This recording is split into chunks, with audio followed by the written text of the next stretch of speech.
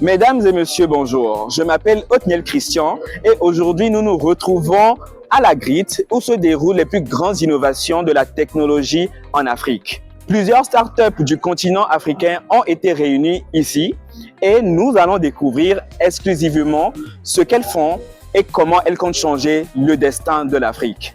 Si vous êtes intéressé, suivez-moi. Bonjour, je suis avec Edolé et nous allons découvrir ce qui les emmène à la GRIT. Je suis Nelly Ladé, Clarisse. Je suis la responsable marketing et communication de Edolé Africa. C'est une application togolaise qui promeut la mise en relation des ressources matérielles et humaines au Togo. Donc, le but de Edolé, c'est de pouvoir promouvoir et de mettre en location du matériel disponible chez des fournisseurs sur les projets pour pouvoir rentabiliser dessus et promouvoir les talents locaux qui peinent à trouver du boulot dans le domaine du BTP. Donc, sur l'application, vous avez la possibilité de trouver des menuisiers, des architectes, des personnes cadres qui travaillent, qu'on pourra déployer sur les chantiers ou bien dans des entreprises. Voilà. Très bien. Comme vous pouvez le voir ici à la GRIT, les innovations, il y en a plein. Aujourd'hui, à la GRIT, quelle est votre expérience? L'expérience, nous avons eu un grand nombre de personnes qui sont passées, notamment des investisseurs et plein d'élèves ou bien d'étudiants, si je peux me le permettre, qui sont intéressés par la solution. Tellement que ce domaine, le domaine du BTP manque souffre de ces carences de main-d'œuvre et de matériel. Ils ont trouvé que c'était vraiment intéressant, notamment Formatec et puis LBS qui sont passés pour pouvoir découvrir. Ça nous fait plaisir de pouvoir proposer de nos solutions, les faire grandir, de proposer ça aux investisseurs pour qu'ils puissent nous accompagner dans ce moment-là. Voilà. Non, mais bien sûr. Et ça nous montre le rôle des startups dans l'écosystème en général. Les startups sont là pour créer des emplois et permettre à nos économies et à nos sociétés d'avancer. Monsieur Emmanuel Aka. Emmanuel Aka, dites-nous ce que vous faites ici à la GRIT. Alors, on redonne de la valeur aux Africains. On a mis en place un réseau social assez ludique, assez parfait, assez on va dire inclusif. On parle de monétisation, on parle de bancarisation. Oui. Alors, My Opinion a œuvré à donner aux Africains un outil qui va leur permettre de s'exprimer librement et d'exister dans la chaîne technologique que les mastodontes ont essayé de, on va dire, mystifier. Oui. Donc, on a créé un réseau social assez utile, assez fonctionnel, qui a toutes les fonctionnalités du live aux commentaires audio, vidéo, vocal, notes vocales, des photos, tout ça, des publications texte à la monétisation. Très intéressant. Voilà quoi. Qu'est-ce qui a motivé cette idée? C'est le fait que nos influenceurs n'ont pas Nos influenceurs n'ont pas la Tu as raison. Toi-même, tu es une star comme ça que tu postes. Je dois venir sur My Opinion. Les amis, retrouvez-moi sur My Opinion. Je vais mettre mon username sous l'écran. Ajoutez-moi et on va discuter. Mais avant de te laisser, Emmanuel, dis-moi, ton expérience à la GRIT en général, comment est-ce qu'elle a été? D'abord, je vais remercier le peuple togolais. Désormais, je ne m'appelle plus Emmanuel, je m'appelle Kofa Djanta. On m'a donné un nom. Moi, c'est Nonon Kofa Djanta. Intéressant, ravi de te rencontrer. Tu vois, je suis de... J'ai oublié le village, mais bon, c'est pas grave. C'est un village là-bas, là. Il n'y a pas de problème. C'est pas grave. Donc, moi, c'est Nonon Kofa Djanta. Donc, par ce nom même, je te dis comment j'ai kiffé un peu mon séjour au Togo. Et concernant c'est le ou la GRIT?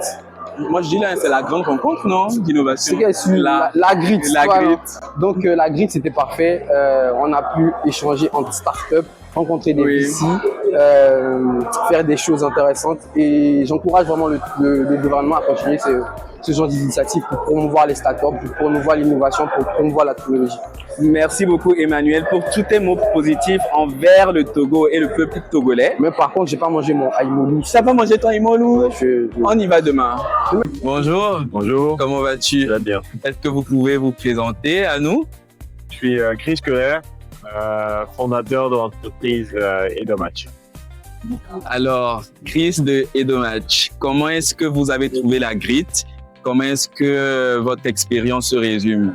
Ok. Très belle expérience, surtout le volet VC. Oui. Travailler et voir et être en collaboration avec les venture capitalistes. C'est ça. M'ont permis de comprendre leur mode de pensée de comprendre leur approche et comprendre comment ils analysent les startups pour investir plus tard. C'est ça. Et ça, c'est quelque chose que je n'avais pas dans mon arsenal et je suis très content de l'avoir. Et donc maintenant, vous êtes équipé pour négocier de gros contrats avec des investisseurs? Non. Non. Ce que je comprends maintenant, c'est qu'il faut nourrir des relations avant d'engager.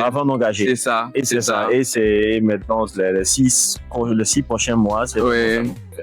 Merci beaucoup, Chris. Je suis très content d'avoir parlé avec toi. Mais avant de nous quitter, dis-nous un peu ce que Edomatch fait et comment est-ce que l'audience peut te retrouver. Effectivement, Edomatch est une plateforme qui met chercheurs d'emploi et entreprises en relation avec une IA et c'est disponible sur Play Store et App Store. Alors, je suis avec Océane Domo. Océane. Dis-nous donc ce que tu fais ici à la Grit. Moi, je suis venue présenter mon projet Connectic qui fait de la connectivité réseau Wi-Fi en général. On espère déployer le projet au Cameroun précisément. On fait ça. Donc vous êtes camerounaise? Ouais, camerounaise. Le Cameroun est à la maison, les amis. Le Cameroun est parmi nous. Comme je vous ai dit, la Grit, c'est un rassemblement de startups autour de l'Afrique. Océane, dis-nous donc, quelle a été ton expérience ici avec les autres startups à la Grit? Est-ce que tu as pu rencontrer des investisseurs? Tu as eu un petit chèque ou pas? Bon, je ne vais pas entrer dans les détails, mais... Oh, ok. Donc, il y a quelque chose. Ouais, j'ai rencontré, logiquement, avec un événement comme celui-ci, j'ai rencontré beaucoup d'investisseurs, des startups vraiment intéressants. C'est là où vous vous rendez compte qu'effectivement, le Togo a réellement un fort potentiel, en fait. J'ai vu rencontrer plein de startups dirigées par des jeunes entrepreneurs de la vingtaine, à vrai dire, et qui marchent plutôt bien. C'est vraiment une vraie Grit expérience. Et j'aime ça. Et voilà, c'était franchement à refaire. Je le referais vraiment de tout cœur, quoi. Voilà. Parfait. Nous sommes avec la start-up Edumia.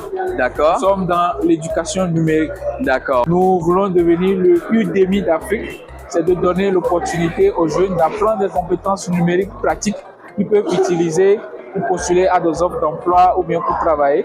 Et à côté, nous offrons également la possibilité aux experts africains de pouvoir créer des cours sur la plateforme et de monétiser leurs compétences ici en Afrique. Vous avez participé à la Founders Bootcamp, vous avez pitché aussi.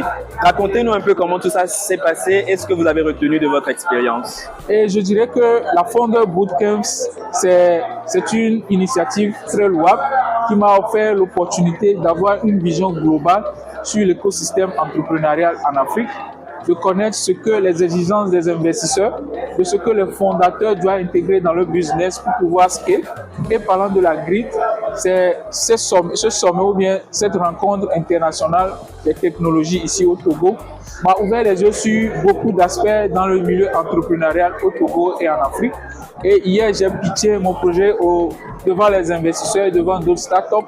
C'était une opportunité pour moi de pouvoir présenter mon projet, de pouvoir dire des mots pour pouvoir persuader les investisseurs, pour pouvoir gagner des fonds, pour pouvoir faire évoluer mon projet et scaler ce que je fais. Alors, on se retrouve avec Casimir. Alors, Casimir, dites-nous ce qui vous ramène ici à la Grit. D'accord. Disons que moi, c'est Casimir. On a une solution qui s'appelle le Gombo. Oui. Et le Gombo, c'est cette solution qui permet aux entrepreneurs, aux acteurs du numérique de pouvoir saisir les bons Gombo dans les bons deals.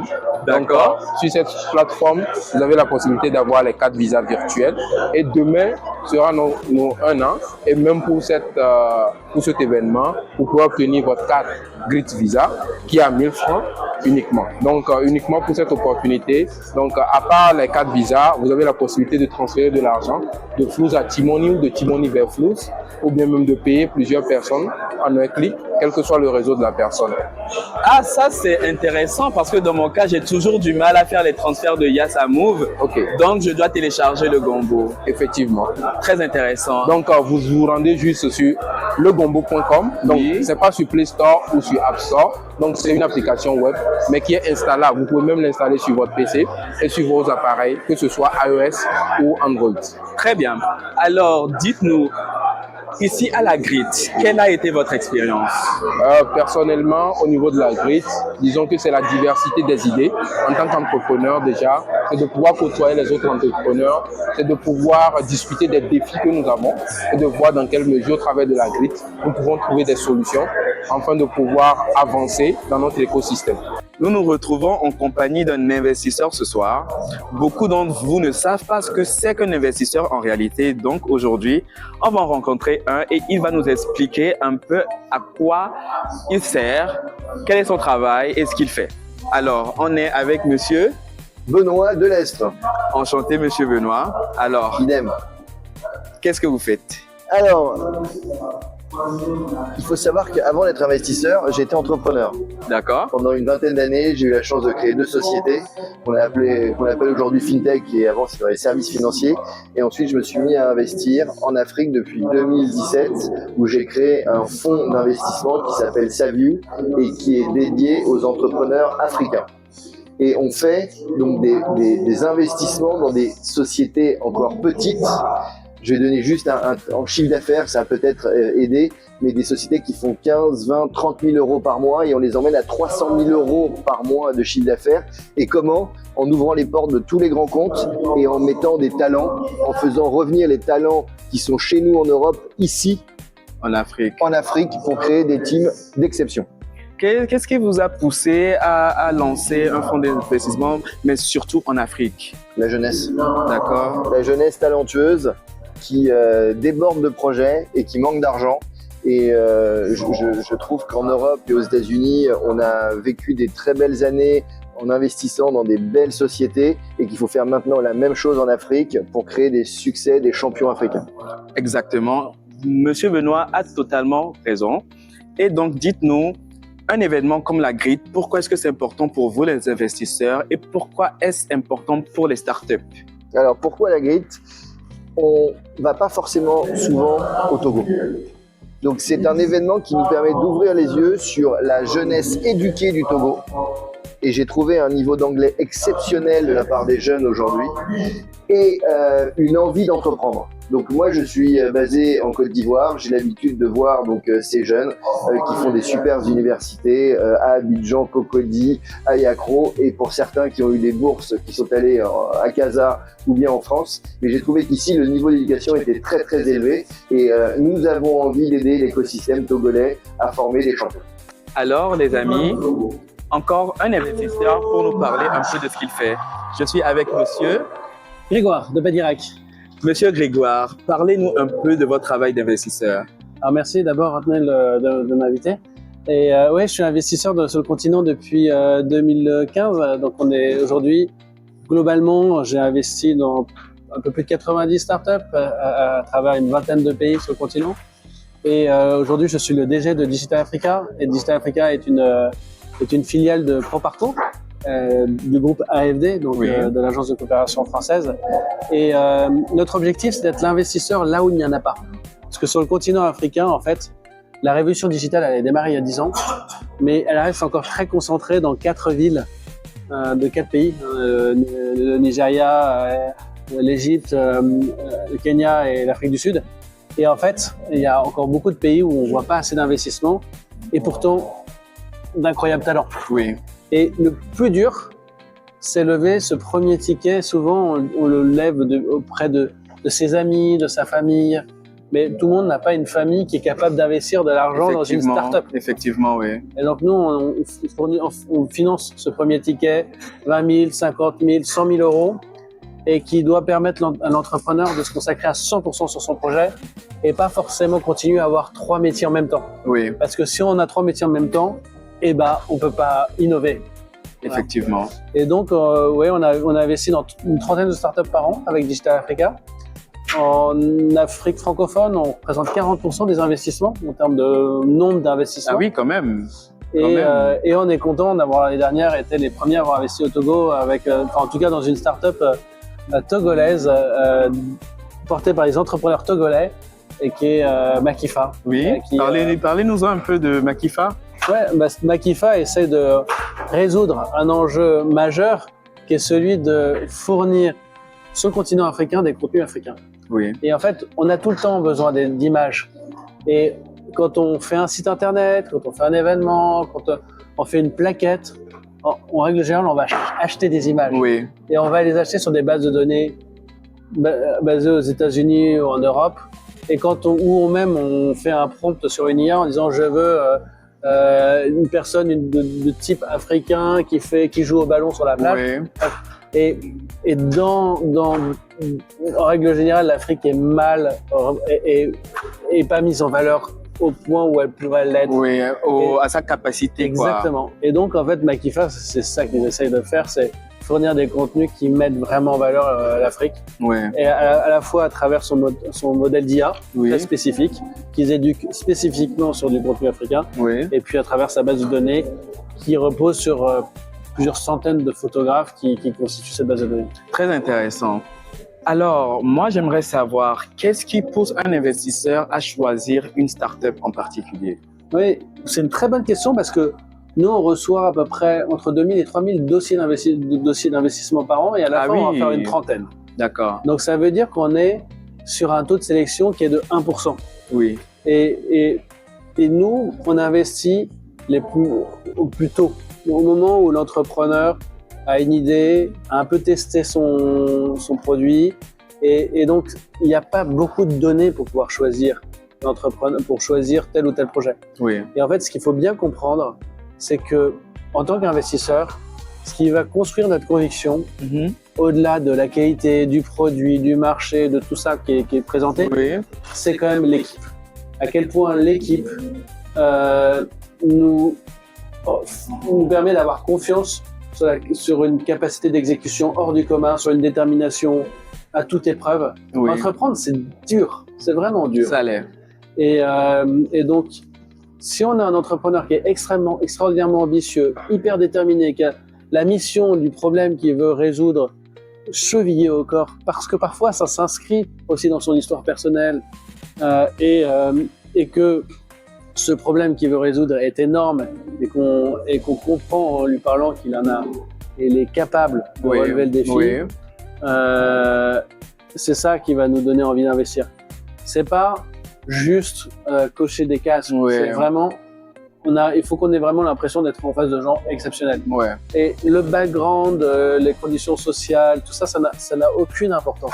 Ce qui est important, c'est la capacité à faire. La vision, l'ambition, la détermination. Et après, plus on avance, et plus ça va être le projet qui va pouvoir apporter de l'information à l'investisseur. Et donc, évidemment, quand on a créé son produit, qu'on l'a mis sur le marché et qu'il y a des utilisateurs qui tous les jours testent le produit et ils disent ça change ma vie, ça s'appelle l'attraction dans le langage des investisseurs.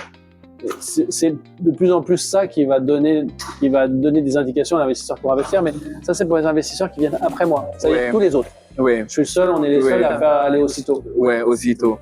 Alors dites-nous, en termes de la grit, pourquoi est-ce que c'est important pour vous et pourquoi est-ce que les startups devraient se présenter? Se présenter à la grit? À la grit, oui. Ouais, je pense que dans un événement, quand ils rassemblent, et là je trouve que ce qui est très fort cette année, c'est que la Grit a rassemblé des profils du Togo, mais pas que. Et effectivement, moi j'ai vu plein de pairs investisseurs que je côtoie depuis quelques années qui étaient là, et ça fait que la Grit se distingue, parce qu'il y a la concurrence des événements est absolument considérable. Il y a plein d'événements tout le temps. Donc, ceux qui attirent en dehors des frontières du Togo, de ces frontières nationales, sont rares. Et dans ces cas-là, quand on a la chance d'avoir un tel événement, c'est un moment extraordinaire pour pouvoir se mettre en visibilité. Absolument. Et se frotter à la... Absolument.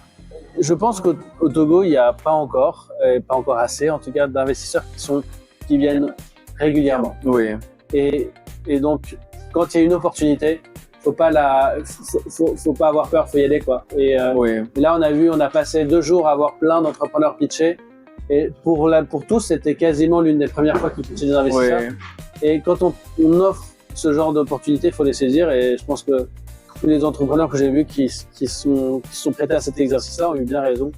Parce que ça apporte plein de feedback. Et on a passé la soirée hier et dans les moments de pause à échanger, donner du feedback aux entrepreneurs.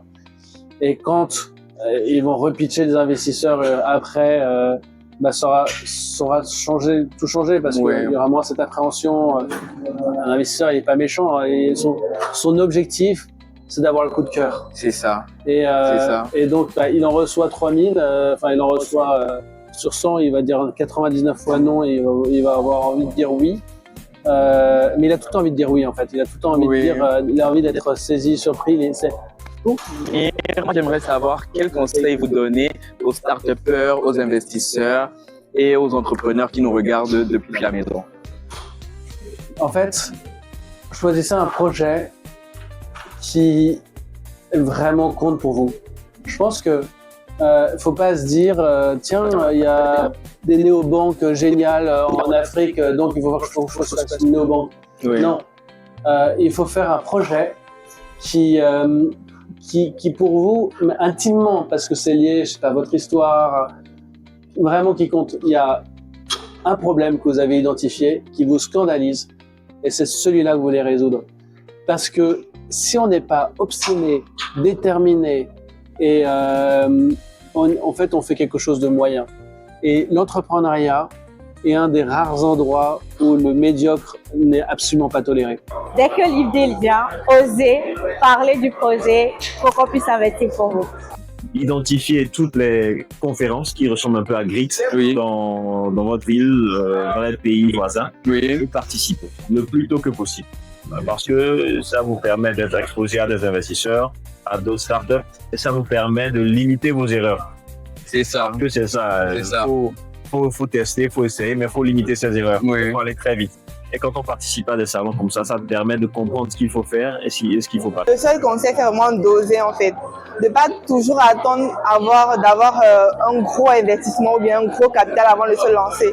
Déjà, avoir l'idée, c'est déjà quelque chose. Commencer à mettre, de placer les dés petit à petit et après, les investissements viendront d'eux-mêmes en fait.